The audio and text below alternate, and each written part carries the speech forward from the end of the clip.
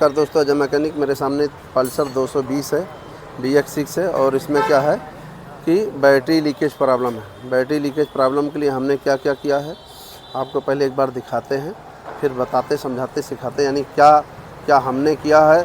सुबह यानी हमें लगता है कि ये हमारे पास आई होगी 3 बजे के आसपास गाड़ी आई होगी और 3 बजे से यानी दोपहर में 3 बजे आई और 3 बजे से अभी इस समय बिल्कुल काफ़ी टाइम हो गया है, 7 बजने को है मेरे मित्र। यानी तब से यानी इसी गाड़ी में लगे हैं। हमारे साथ एक भाई और लगे हैं और हम लगे रहे। बीच बीच में हमको जैसे जैसा टाइम मिलता रहा वैसे देखिए, जैसे कभी भी ज़्यादातर बैटरी लीकेज प्रॉब्लम होती थी तो इसका डिजिटल मीटर शॉर्ट करता था। ठीक है, डिजिटल मीटर हमने हटा दिया। ठीक है, फिर उसके बाद अगर डिजिटल मीटर नहीं होता तो इसका ECM होता, ECM हटा दिया।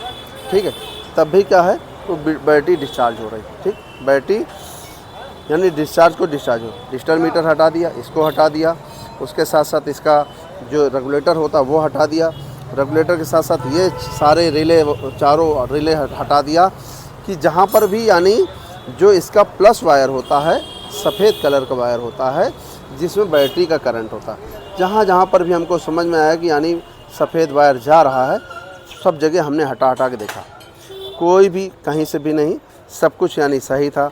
यानी यहाँ का देखा, यहाँ से कोई रिले यानी इसका जो सेंसर गड़बड़ हो तो इसको भी हमने हटा के देखा, इधर भी हटा के देखा और इधर सारे रिले हटा के देखा।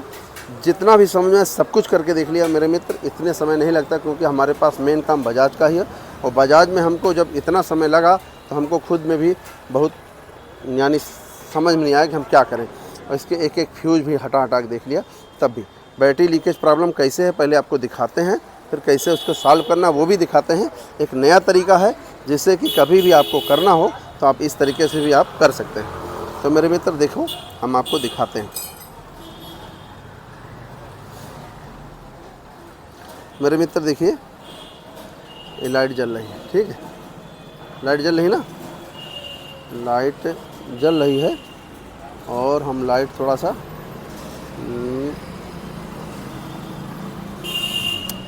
जल रही लाइट ना। अब चाबी आप करिए, चाबी मेरे मित्र ऑफ हो गई।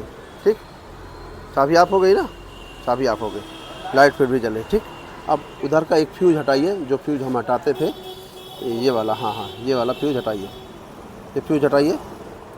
देखिए जैसे हटाया तैसे यानी वो बिल्कुल लो हो जाती है, बिल्कुल। ठीक, अभी आपको फिर से एक बार दिखाते हैं। ठीक, और इसकी हमने मोबाइल की जो है जिससे हम वीडियो बना रहे हैं उसकी टार्च जल रही तो उसको बंद कर दिया। ठीक है, अब फिर से एक बार लगा के फिर दिखाइए, उसको फिर से लगाइए। ठीक, फिर से चाबी ऑन करिए, चाबी ऑन कर दिया, ऑफ करिए, ऑफ कर दिया। ठीक, लाइट ऐसे जल रही तेज के तेज। ठीक, अब वही फ्यूज फिर से हटाइए, वही फ्यूज फिर से हटाइए। देखिए जैसे हटाया तैसे यानी बिल्कुल ये स्लो हो गई। इस तरीके से सिर्फ क्या हुआ कि इसका जो यानी ABS सिस्टम है, ABS सिस्टम इसका शॉर्ट कर रहा और यहाँ पर जो वायर है ये सफ़ेद वायर है, सफ़ेद पे काली पट्टी, ये एक वायर शॉर्ट होने की वजह से यानी इसका ABS काम करना ही रहा और ABS शॉर्ट कर रहा। इसलिए इसमें प्रॉब्लम क्या होता था, जो बाइक वाले भैया थे वो बताते थे कि जैसे हमने इसको घर ले गए, खड़ी कर दिया और सुबह स्टार्ट करेंगे तो धक्का लगा के स्टार्ट होगी, ऐसे नहीं स्टार्ट होती। तो ये प्रॉब्लम थी। तो अभी हम थोड़ा उनसे बात करके बताते हैं, लेकिन आपको ये प्रॉब्लम, ये बाइक वाले भैया हैं, इनसे हम बात करके बताते हैं कि आपकी बाइक यानी क्या प्रॉब्लम करती थी। मेरी बाइक रात में खड़े करने के बाद सुबह स्टार्ट नहीं होती थी और हमें गाड़ी आगे बढ़ती नहीं थी कभी भी। यानी स्टार्ट होती थी कि नहीं होती थी स्टार्ट। कैसे स्टार्ट करते थे?